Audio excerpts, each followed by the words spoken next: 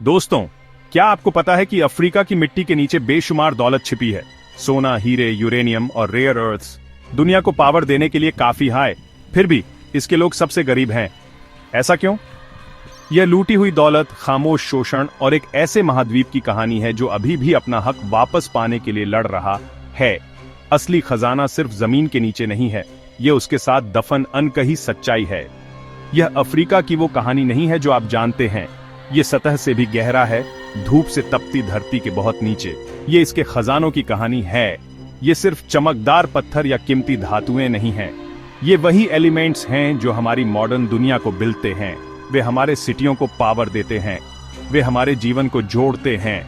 मानव इतिहास की शुरुआत से लेकर डिजिटल युग तक अफ्रीका की खनिज संपदा एक शांत लेकिन शक्तिशाली ताकत रही है, जो अपने तटों से कहीं दूर तक तकदीरों और एम्पायरों को आकार देती रही है। यह महाद्वीप एक उल्लेखनीय विरोधाभास रखता है। अफ्रीका आश्चर्यजनक प्राकृतिक सुंदरता और जीवंत संस्कृतियों की भूमि है। यह लाखों पीपलों का घर है जिनकी समृद्ध परंपराएं और गहरा इतिहास है। फिर भी यह एक ऐसी जगह भी है जहां अपार गरीबी के साथ साथ स्टैगरिंग प्राकृतिक धन भी मौजूद है। संसाधनों से इतना समृद्ध महाद्वीप इतनी गहरी चुनौतियों से कैसे जूझ सकता है? इसका जवाब जटिल है, जो उसी मिट्टी में दफन है जिसमें ये खजाने छिपे हैं। यह महान वादे और महान दर्द की कहानी है, एक ऐसा नैरेटिव जो सदियों के व्यापार, विजय और अफ्रीकी जमीन के नीचे छिपी चीजों के लिए अथक वैश्विक प्यास से बुना गया है।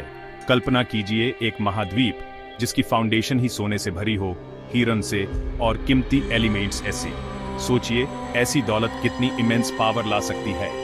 हजारों सालों से इन संसाधनों ने महान अफ्रीकी एम्पायरों को शक्ति दी। उन्होंने शानदार शहर बिल्ते और विशाल व्यापार नेटवर्क स्थापित किए जिन्होंने महाद्वीपों को जोड़ा।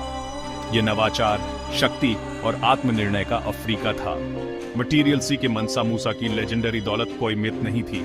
यह महाद्वीप की अविश्वसनीय खनिज संपदा का एक प्रमाण था। यह भूला हुआ इतिहास उस समय की बात करता है जब अफ्रीका के खजाने उसकी अपनी ताकत और एनरिची का स्रोत दे। लेकिन इतिहास एक लंबी और अक्सर अशांत नदी है। अफ्रीका के खजानों की कहानी ने एक बुरा मोड़ टेकन। उसी दौलत ने, जिसने एम्पायरों का निर्माण किया, बाहरी पीपलों की नजरें भी ड्रू। इसने एक ऐसी भूख जगाई जिसने नक्शे बदल दिए और तकदीरें फिर से लिखी। यहीं से हमारी यात्रा सचमुच शुरू होती है। हम यह जानेंगे कि ये छिपे हुए खजाने कैसे महान आशा का स्रोत बेन और गहरे दुख का कारण भी। हम अफ्रीका के सोने की अनकही कहानी को उजागर करेंगे, उसके हीरों की, उसके यूरेनियम की और उसके रेयर अर्थ्स की, ऐसे एलिमेंट्स जो हमारे भविष्य के लिए उतने ही महत्वपूर्ण हैं जितने वे उसके अतीत के लिए रहे हैं। अफ्रीका के खनिजों की कहानी एक दोहराव है, एक आशीर्वाद और एक अभिशाप। धरती के अंदर सोना, हीरे, यूरेनियम और दुर्लभ पृथ्वी तत्व जैसे खजाने छिपे हैं जो आधुनिक तकनीक के लिए बहुत जरूरी हैं। यह दौलत स्कूल, अस्पताल और इंफ्रास्ट्रक्चर बिल्डने के साथ साथ नौकरियां और अवसर भी दे सकती है। लेकिन यह आशीर्वाद एक अभिशाप बन गया है जो झगड़ों और शोषण को बढ़ा रहा है। सोने से युद्धों को बढ़ावा मिला है और हीरे ब्लड डायमंड बन गए हैं। विदेशी पावरें संसाधनों का फायदा उठाती हैं, जिनका फायदा स्थानीय समुदायों को शायद ही कभी मिलता है। हम जानेंगे कि यह कैसे हुआ, पुराने एम्पायरों से लेकर उपनिवेशवादी लालच तक। यह लचीलेपन की कहानी है जहां लोग अपनी किस्मत को फिर से पाने और अभिशाप को आशीर्वाद में चेंजने के लिए लड़ते हैं। इससे बहुत पहले कि यूरोपीय जहाज वेस्ट अफ्रीकन कोस्ट तक एक्सेस से साहेल के सूखे मैदानों से एक पावरवर एम्पायर खड़ा हुआ, गाना एम्पायर, जमीन ऑफ गोल्ड के नाम से जाना जाने वाला। इसकी कहानी अफ्रीका की पुरानी प्रॉस्पेरिटी और बढ़िया ट्रेड नेटवर्क्स का सबूत है। सदियों तक घाना ने ट्रांस सहारा ट्रेड रूट्स को कंट्रोल किया, वेस्ट अफ्रीका को नॉर्थ अफ्रीका और मिडिल ईस्ट से जोड़ा। एम्पायर के रूलर्स ने गोल्ड के फ्लो को बहुत कुशलता से कंट्रोल किया, जिससे एक महान स्टेट्स बिल्ट। घाना की ताकत सहारा की नमक की खानों और साउथ के गोल्ड फील्ड्स के बीच उसकी स्ट्रैटेजिक पोजीशन से आती थी। घाना के राजाओं ने ट्रेड पर टैक्स लगाया, जिससे शाही खजाने भरे और उन्हें एक पावरवर आर्मी बिल्टने में मदद मिली। राजधानी शहर कॉम्बी साले एक हलचल भरा महानगर और ट्रेडियों के लिए एक वाइब्रेंट सेंटर था। घाना एम्पायर का डिक्लाइन धीरे धीरे हुआ, जिस पर विदिनूनी झगड़ों और चेंजते ट्रेड रूट्स का असर था। फिर भी इसकी विरासत बनी रही, यह साबित करते हुए कि एक अफ्रीकी किंगडम अपने रिसोर्सेज पर स्ट्रैटेजिक कंट्रोल से जबरदस्त ताकत बना सकता है। जैसे ही घाना साम्राज्य फीका पड़ा, पश्चिम अफ्रीकी सवाना से मटीरियल सी साम्राज्य उभारा। सुंदियाता कीटा द्वारा स्थापित मटीरियल सी का विस्तार हुआ और एक विशाल साम्राज्य बन गया। मनसा मूसा के अधीन मटीरियल सी का नाम अमर हो गया। उनकी कहानी बेहिसाब धन की है। मनसा मूसा की मक्का की तीर्थ यात्रा ने मटीरियल सी को वर्ल्ड मानचित्र पर स्ट्रांगी से स्थापित किया। उनका करवां सोने का एक चलता फिरता शहर था और उनकी उदारता प्रसिद्ध हो गई। काहिरा में उन्होंने इतना सोना दान किया कि उन्होंने स्थानीय अर्थव्यवस्था को अस्थिर कर दिया। उनकी यात्रा ने मटीरियल सी को एक वैश्विक महाशक्ति के रूप में घोषित किया। टिम्बकटू जैसे शहर विकसित हुए जो सीखने के केंद्र बन गए। सम्राट ने मस्जिदें और विश्वविद्यालय बिलते विद्वानों को आकर्षित किया। संकोर विश्वविद्यालय ज्ञान का प्रकाश स्तंभ बन गया। मनसा मूसा के अधीन मटीरियल सी की कहानी अफ्रीका के स्वर्ण युग के चरम को दर्शाती है। मटीरियल सी की विरासत यह साबित करती है कि अफ्रीकी राज्य अपने संसाधनों के स्वामी थे, जिन्होंने ऐसे साम्राज्य बिलते जिनका प्रभाव पूरे महाद्वीपों में महसूस किया गया। साउथ में बहुत दूर झाम्बेजी और लिम्पोपो नदियों के बीच जिम्बाब्वे किंगडम 11वीं और 15वीं सदी के बीच फ्लरिश्ड। इसके बीच में था ग्रेट जिम्बाब्वे, बिना मोर्टार वाले पत्थरों का एक शानदार सिटी। बाकी एम्पायरों से अलग इसकी कहानी आर्कियोलॉजी के जरिए जोड़ी गई है, जिसमें मवेशियों, व्यापार और सोने पर बेना एक किंगडम सामने आया है। ग्रेट जिम्बाब्वे सोने के खेतों और स्वाहिली कोस्ट तक के ट्रेड रूट्स को कंट्रोल करता था। रूलर्स अमीर हो गए, जिसका सिंबल उनकी कैपिटल थी, जिसमें हजारों लोग रहते। दी ग्रेट एनक्लोजर एक आर्किटेक्चरल अजूबा है, जिसमें 800 फीट से ज्यादा लंबी एक बाहरी दीवार है। मॉडर्न आर्कियोलॉजी साबित करती है कि ग्रेट जिम्बाब्वे एक लोकल शोना स्पीकिंग सिविलाइजेशन ने बिल्टिया था। मॉडर्न नेशन जिम्बाब्वे ने अपना नाम इसी शहर से लिया है, जो नेशनल प्राइड का सिंबल है। जैसे ही 19वीं सदी शुरू हुई, यूरोप में एक नई भूख जगी। यह औद्योगिक क्रांति का दौर था, जो स्टील पर बानी थी और कोयले से चलती थी। इसे बहुत सारे कच्चे माल और नए बाजारों की जरूरत थी। यूरोपीय पावरों ने अफ्रीका की ओर रुख किया, जो अनमोल संसाधनों का खजाना था। सोने और हीरों का लालच बना रहा और इसके साथ औद्योगिक खनिजों की जबरदस्त भूख जुड़ गई। अफ्रीका को यूरोप की बढ़ती नीड्सों का जवाब माना गया। खोजकर्ता एम्पायरवादी महत्वाकांक्षा के अनजाने जासूस बन गए। यूरोप की औद्योगिक पावरों को साझेदार बनने में कोई दिलचस्पी नहीं थी। वे पूरा नियंत्रण चाहते थे। लक्ष्य अफ्रीका को पूरी तरह से अपना बिल्टना था, उसके संसाधनों को सीधे अपनी अर्थव्यवस्थाओं में मिलाना दिया। इस चेंजडाव ने एक नए काले अध्याय की शुरुआत की, जिसने अफ्रीका के भाग्य को हिंसक रूप से बदल दिया। 19वीं सदी के आखिर तक यूरोपीय शक्तियां अफ्रीका के लिए बहुत जोर से होड़ कर रही थीं। लड़ाई से बचने के लिए German chancellor Otto von Bismarck ने 1884 में बर्लिन कॉन्फ्रेंस कॉल्ड। किसी भी अफ्रीकी नेता को बुलाया नहीं गया। 14 यूरोपीय देशों और अमेरिका के प्रतिनिधियों ने अफ्रीका को बांट दिया। उन्होंने जो लाइनें खींची वे बिल्टवटी थीं। राज्यों और जातीय समूहों को डिविडेड दी हुई। सीमाएं संसाधनों तक पहुंच और रणनीतिक इंपॉर्टेंस पर आधारित थीं। आधुनिक अफ्रीका की सीधी सीमाएं इस युग का एक साफ निशान हैं। इस कॉन्फ्रेंस ने अफ्रीका के लिए होड़ शुरू कर दी। अफ्रीकी लीडरों ने अनजाने में अपनी संप्रभुता पर दस्तखत कर दिए। 1914 तक अफ्रीका का लगभग 90% हिस्सा यूरोपीय नियंत्रण में था। संसाधन हड़पने का सबसे भयानक उदाहरण कॉन्गो फ्री स्टेट में देखने को मिला। यह विशाल क्षेत्र बेल्जियम के राजा लियोपोल्ड द्वितीय को दिया गया था। उन्होंने दुनिया को यकीन दिलाया कि वह एक मानवीय मिशन पर थे, लेकिन यह झूठ था। कॉन्गो उनका निजी खजाना बन गया। न्यूमेटिक टायर के आविष्कार ने रबर की वैश्विक मांग बढ़ा दी। लियोपोल्ड ने अपने राज्य को रबर निकालने के लिए एक जबरन श्रम शिविर में बदल दिया। गांवों को ऐसे कोटे दिए गए थे जिन्हें पूरा करना नामुमकिन था। फोर्स पब्लिक ने यह साबित करने के लिए हाथ काट दिए कि वे गोताखोर बर्बाद नहीं कर रहे थे। आतंक के इस राज को रेड रबर सिस्टम के नाम से जाना जाने लगा। कॉन्गो की आबादी आधी से भी ज्यादा कम हो गई थी। लियोपोल्ड सबसे अमीर आदमियों में से एक बन गए। उन्होंने बेल्जियम में महल बनवाए। कॉन्गो फ्री स्टेट औपनिवेशिक अभिशाप का सबसे भयानक उदाहरण है। पूरे कॉन्टिनेंट में कॉलोनियल पावर्स ने एक कंसिस्टेंट और बहुत एफिशिएंट ब्लूप्रिंट लागू किया। कॉलोनियल स्टेट का प्राइमरी पर्पस अफ्रीकन सोसाइटीज को डेवलप करना नहीं था, बल्कि वेल्थ निकालने में फैसिलिटेट करना था। इसका मतलब इंफ्रास्ट्रक्चर बिल्ट ना था, लेकिन सिर्फ एक बहुत ही स्पेसिफिक तरह का इंफ्रास्ट्रक्चर। रेलवेज बिलते गए, लेकिन वे अफ्रीकन विलेजेस या कमर्शियल सेंटर्स को एक दूसरे से नहीं जोड़ते। इसके बजाय वे सीधी लाइनों में चलते थे, इंटीरियर के माइंस, प्लांटेशंस और फॉरेस्ट से सीधे कोस्टल पोर्ट्स तक, जहां से रॉ मटेरियल्स को यूरोप जाने वाले शिप्स पर लोड किया जा सके। ये रेलवे लाइंस, जिन्हें एक्सट्रैक्शन कॉरिडोर के नाम से जाना जाता है, इंजीनियरिंग के कमाल थे, जो अफ्रीकन लेबरर्स की पीठ पर बेन थे, जिन्हें अक्सर कम पैसे दिए जाते थे, बेरहमी से ट्रीट किया जाता था और भयानक कंडीशंस में काम करने के लिए फोर्स किया जाता था। हजारों लोग बीमारी और थकावट से मर गए उन्हीं ट्रैक्स को बिलते हुए, जो उनके कॉन्टिनेंट की वेल्थ को दूर ले जाते। पोर्ट्स को भी एक्सपैंड और मॉडर्नाइज किया गया, डीप वाटर हार्बर्स और बड़े बड़े क्रेन्स के साथ, जिन्हें एक ही पर्पस के लिए डिजाइन किया गया था, रॉ मटेरियल्स को एफिशिएंटली एक्सपोर्ट करना और फिनिश्ड यूरोपियन गुड्स इंपोर्ट करना। इसे एक डिपेंडेंट इकोनॉमिक मॉडल बना, जहां अफ्रीका वो प्रोड्यूस करता था जो वो कंज्यूम नहीं करता था, और वो कंज्यूम करता था जो वो प्रोड्यूस नहीं करता था। इस इकोनॉमिक स्ट्रक्चर ने जानबूझकर लोकल इंडस्ट्रीज को सप्रेस्ड। कॉलोनियल रूलर्स के लिए कोई इंसेंटिव नहीं था मिनरल्स की प्रोसेसिंग को बढ़ावा देने का या अफ्रीका के अंदर गुड्स की मैन्युफैक्चरिंग के। ऐसा करने से यूरोप में फैक्ट्रीज के लिए कंपटीशन बढ़ जाता। अफ्रीकन इकोनॉमीज को इस रोल में लॉक कर दिया गया था कि वे सिर्फ सस्ते रॉ मटेरियल्स के सप्लायर रहे।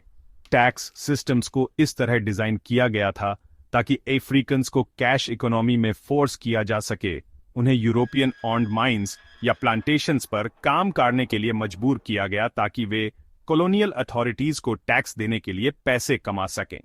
इस सिस्टम ने ट्रेडिशनल सेल्फ सफिशिएंट इकोनॉमीज को खत्म कर दिया और उन्हें टोटल डिपेंडेंसी के स्ट्रक्चर से बदल दिया। इस कॉलोनियल ब्लूप्रिंट की लेगेसी आज भी कॉन्टिनेंट के इंफ्रास्ट्रक्चर में गहराई से बसी हुई है। कई अफ्रीकन नेशंस को ऐसे ट्रांसपोर्टेशन नेटवर्क्स मिले जो आज भी रॉ मटेरियल्स एक्सपोर्ट करने पर केंद्रित हैं, बजाय इंटरनल ट्रेड और डेवलपमेंट को बढ़ावा देने के। बर्लिन में खींची गई बॉर्डर्स, एक्सट्रैक्शन के लिए बिल्टी गई रेलवेज और डिपेंडेंसी के लिए डिजाइन किए गए इकोनॉमिक सिस्टम्स इन स्पेन शोषण का एक पावरफुल और लास्टिंग फ्रेमवर्क बिल्ट।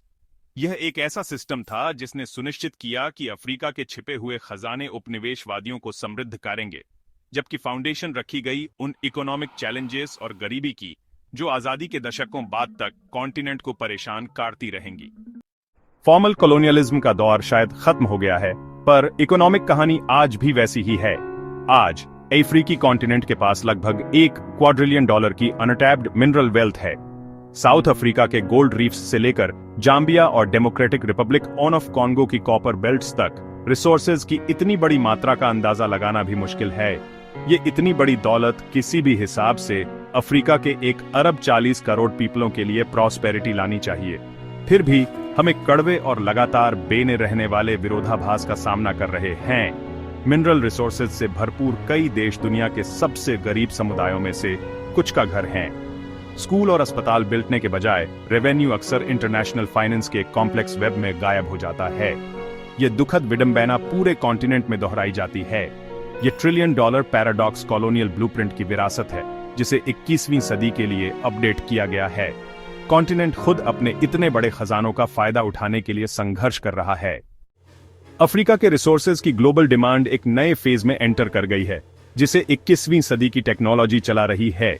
मिनरल्स की एक नई क्लास, रेयर अर्थ एलिमेंट्स, हमारे डिजिटल और ग्रीन फ्यूचर के लिए बहुत जरूरी हो गई है। ये हमारे स्मार्टफोन, लैपटॉप, इलेक्ट्रिक गाड़ी की बैटरी और विंड टरबाइन में छिपे अनसंग हीरो हैं। इसने अफ्रीका के लिए एक नया संघर्ष शुरू कर दिया है। डेमोक्रेटिक रिपब्लिक ऑफ कॉन्गो दुनिया का 70% से ज्यादा कोबाल्ट मिलता है। यह नई डिमांड अफ्रीकी देशों के लिए एक बड़ी अपॉर्चुनिटी और एक बड़ा खतरा दोनों पैदा करती है, जिससे उन्हें बेजोड़ लेवरेज मिलता है।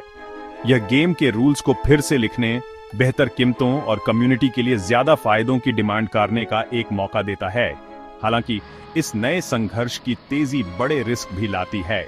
सवाल यह है कि क्या अफ्रीकी देश इस मुश्किल रास्ते पर चलकर टेक्नोलॉजी की इस प्यास को अपने पीपलों के लिए एक सच्ची ब्लेसिंग में बदल सकते हैं। अफ्रीका के संसाधनों के लिए आधुनिक होड़ में पश्चिम और चीन की बढ़ती शक्ति का दबदबा है। इस चेंजडाव ने इस महाद्वीप को एक विशाल भू राजनीतिक बिसात में बदल दिया है। दशकों से वेस्टी कंपनियों ने अफ्रीका के खनिजों के निष्कर्षण पर प्रभुत्व जमाया है। हालांकि हाल के दशकों में चीन एक जबरदस्त नई शक्ति के रूप में उभरा है, जिसने परिदृश्य को नाटकीय रूप से बदल दिया है। चीन अक्सर बड़े पैमाने पर बुनियादी ढांचा परियोजनाओं के साथ संसाधन हंड्रेडों को जोड़ता है, खनिजों तक पहुंच के चेंज में सड़कें और रेलवे बिल्डने की पेशकश करता है। चीन खुद को एक भागीदार के रूप में प्रस्तुत करता है, गैर हस्तक्षेप की नीति पर जोर देता है, जो वेस्टी संस्थानों द्वारा दी जाने वाली अक्सर सशर्त सहायता के बिल्कुल विपरीत है। इस प्रतिस्पर्धा ने अफ्रीकी सरकारों के लिए एक नई गतिशीलता पैदा की है, जिससे उन्हें अधिक अनुकूल शर्तों पर बातचीत करने के विकल्प मिल गए हैं। चाइनाई निवेश का दृश्य प्रभाव निर्विवाद है।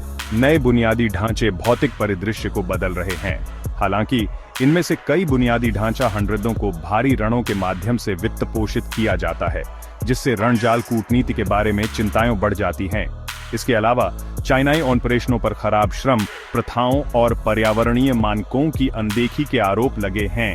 अफ्रीका खुद को एक जटिल रास्ते पर पाता है ताकि यह सुनिश्चित हो सके कि उसके खजाने वास्तव में अफ्रीकी भविष्य का निर्माण करें। अफ्रीका की एनरिची संसाधनों की कमी के कारण नहीं, बल्कि शासन के संकट के कारण कमजोर पड़ रही है। खनिजों से कमाए गए हर डॉलर में से बहुत कुछ जनता तक एक्सेसने से पहले ही भ्रष्टाचार में खो जाता है। बड़े बड़े अधिकारी, शेल कंपनियां और गोपनीय कॉन्ट्रैक्ट्स संपत्ति को हड़प लेते हैं, जिससे जनसेवा निजी लाभ में बदल जाती है। अवैध वित्तीय प्रवाह अफ्रीका से जितनी मदद मिलती है उससे ज्यादा ले जाते हैं, सिविलों को स्कूलों, हॉस्पिटलों और साफ पानी से वंचित करते हैं। यह भ्रष्टाचार गरीबी को जन्म देता है, अस्थिरता और जनता के अविश्वास को बढ़ाता है, जिससे गुस्सा और संघर्ष बढ़ते हैं। रेवेन्यू की कमी से जूझ रही सरकारें इंफ्रास्ट्रक्चर में निवेश नहीं कर सकती या अर्थव्यवस्थाओं में विविधता नहीं ला सकती, जिससे देश निर्भरता के जाल में फंस जाते हैं। इस सिस्टम को वैश्विक सहायक, बैंक, लॉ फर्म और गुमनाम शेल कंपनियां बढ़ावा देती हैं, जो चोरी की संपत्ति को छुपाती हैं। सच्चे सुधार के लिए न सिर्फ स्थानीय पीपलों को, बल्कि उन अंतरराष्ट्रीय नेटवर्कों को भी मार्का बिल्टना होगा जो अफ्रीका के नुकसान से फायदा उठाते हैं। दोनों पक्षों का सामना करके ही संसाधनों के इस अभिशाप को तोड़ा जा सकता है। अफ्रीका के भविष्य की लड़ाई ग्लोबल और बहुत जरूरी है। जहां करप्शन बढ़ता है वहां कॉन्फ्लिक्ट होता है। अफ्रीका के सबसे कीमती मिनरल्स ने उसके सबसे खतरनाक वॉर्स को हवा दी है। सियरा लियोन के सिविल वॉर को डायमंड से फंड किया गया और टिन, टंगस्टन, टैंटलम और गोल्ड कॉन्गो में हिंसा फैला रहे हैं। रेबेल ग्रुप्स और मिलिशियाज माइंस पर कब्जा कर लेते हैं, सिविलियंस बच्चों सहित से खतरनाक काम करवाते हैं और मुनाफे से हथियार खरीदते हैं। इंसानों पर इसका असर बहुत ज्यादा है। कम्युनिटीज बर्बाद हो गई, लाखों लोग बेघर हो गए और बच्चों का फ्यूचर भी छीन लिया गया। कॉन्फ्लिक्ट जोन से मिनरल्स की स्मगलिंग होती है और उन्हें लेजिटिमेट सोर्सेज के साथ मिला दिया जाता है, जिससे उन्हें ट्रेस करना मुश्किल हो जाता है। किम्बरली प्रोसेस जैसे इंटरनेशनल एफर्ट्स भी इस फ्लो को रोकने में स्ट्रगल कर रहे हैं। जब तक ग्लोबल डिमांड हाई रहेगी, हिंसा बैनी रहेगी। दुनिया की टेक्नोलॉजी और लग्जरी गुड्स कुछ हद तक इसी दुख पर बेन हैं। रिसोर्स कार्स अफ्रीका की दौलत को उसके सबसे गहरे जख्मों का फ्यूल बना देता है। इस साइकिल को तोड़ने के लिए रियल अकाउंटेबिलिटी और रेस्पॉन्सिबल सोर्सिंग की जरूरत है। रिसोर्स कार्स सिर्फ पीपलों को ही नहीं, बल्कि जमीन को भी तबाह कर देता है। इंडस्ट्रियल माइनिंग जमीन को जख्मी करती है, जंगल साफ हो जाते हैं, नदियां प्रदूषित हो जाती हैं, रहने की जगहें तबाह हो जाती हैं। साइनाइड और मरकरी जैसे जहरीले केमिकल्स पानी और मिट्टी को जहरीला बना देते हैं, जिससे समुदायों को लंबी बीमारियों का सामना करना पड़ता है। टेलिंग डैम के फेल होने से दशकों तक चलने वाली पर्यावरणीय आपदाएं आ सकती हैं। अनियंत्रित आर्टिसनल माइनिंग इस संकट को और बढ़ा देती है, जिससे मरकारी नदियों और फूड चेन्स में फैल जाती है। जैसे जैसे जमीन और पानी खराब होते हैं, ज्यादा लोग माइनिंग की ओर मुड़ते हैं, जिससे विनाश का चक्र गहरा होता जाता है। जमीन के नीचे की दौलत की तलाश ऊपर की असली दौलत को तबाह कर देती है। उपजाऊ मिट्टी, साफ पानी और बायोडायवर्सिटी। पर्यावरणीय नुकसान समुदायों को गरीबी और निर्भरता में फंसा देता है। अफ्रीका के लैंडस्केप पर पड़े ये जख्म एक कड़वी चेतावनी है। एक्सट्रैक्शन की कीमत अक्सर खुद धरती को चुकानी पड़ती है। सस्टेनेबल सॉल्यूशंस की जरूरत है ताकि पीपलों और धरती दोनों को बचाया जा सके। अफ्रीका की कहानी बदल रही है, एक नई पीढ़ी के साथ जो अपने भविष्य को फिर से हासिल करने के लिए दृढ़ है। युवा नेता, कार्यकर्ता और उद्यमी पारदर्शिता की मांग कर रहे हैं, सही डील्स की और शोषण को खत्म करने की। सरकारें खामियों को ठीक कर रही हैं और माइनिंग कंपनियों के साथ बेहतर शर्तों पर बातचीत कर रही हैं। नागरिक समाज समुदायों को सशक्त मिलता है ताकि वे अपना हिस्सा मांग सकें और लीडरों को आंसर दे ठहरा सकें। क्षेत्रीय सहयोग जैसे अफ्रीकी कॉन्टिनेंटल फ्री ट्रेड एरिया अंदर से आर्थिक ताकत बना रहा है। फोकस अब कच्चे निर्यात से हटकर मूल्य निर्माण और आत्मनिर्भरता पर है। अफ्रीका के नए नेता इस महाद्वीप को एक ग्लोबल खिलाड़ी के रूप में देखते हैं, न कि एक पीड़ित के रूप में। दुनिया को अफ्रीका के खनिजों की जरूरत है जो उसे ताकत देती है अगर उसका समझदारी से इस्तेमाल किया जाए। चुनौती है मजबूत संस्थाएं बिल्टना और सम्मान और साझा लाभ पर आधारित पार्टनरशिप्स बिल्टना। एक नई सुबह आ रही है, अफ्रीका का भविष्य अब अफ्रीकी हाथों में है। पुराना मॉडल अफ्रीका के कच्चे माल को विदेश भेजता था ताकि दूसरे फायदा उठा सकें। अब अफ्रीकी देश अपने यहां ही प्रोसेसिंग और मैन्युफैक्चरिंग पर जोर दे रहे हैं। वैल्यू एडिशन से स्किल्ड जॉब्स बनती हैं, लोकल इंडस्ट्रीज को सपोर्ट मिलता है और आर्थिक स्ट्रॉन्गी आती है। बोत्सवाना का डायमंड उद्योग दिखाता है कि क्या पॉसिबल है।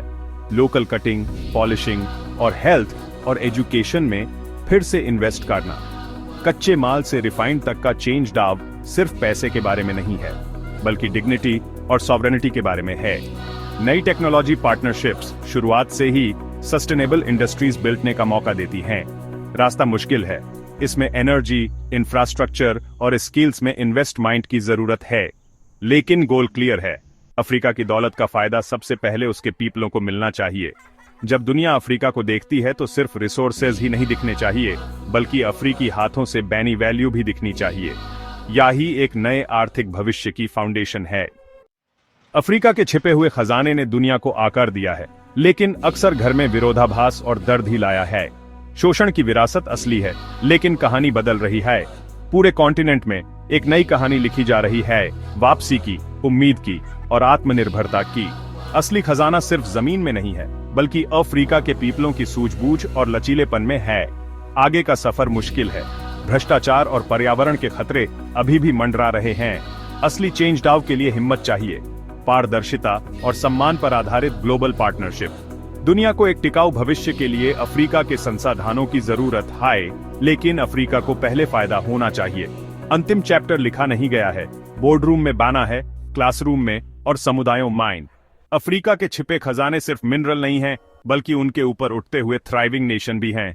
ये नई अफ्रीकी कहानी है, एक ऐसा भविष्य जो अफ्रीका के लिए और अफ्रीका द्वारा गढ़ा गया है। लेकिन अगर हम आपको बताएं, अफ्रीका के खजाने के लिए असली लड़ाई अभी शुरू हो रही है, और अगला चैप्टर उन ग्लोबल पावर्स को रिवील करेगा जो अभी भी स्ट्रिंग्स खींच रही हैं। पार्ट 2 में हम उन डील्स, धोखे और कंट्रोल के लिए लड़ाई को अनकवर करेंगे जो दुनिया आपको दिखाना नहीं चाहती। अगर आपको वीडियो पसंद आया तो कृपया लाइक करें और सब्सक्राइब करें ताकि आप अनटोल्ड स्टोरी का पार्ट 2 देख सकें।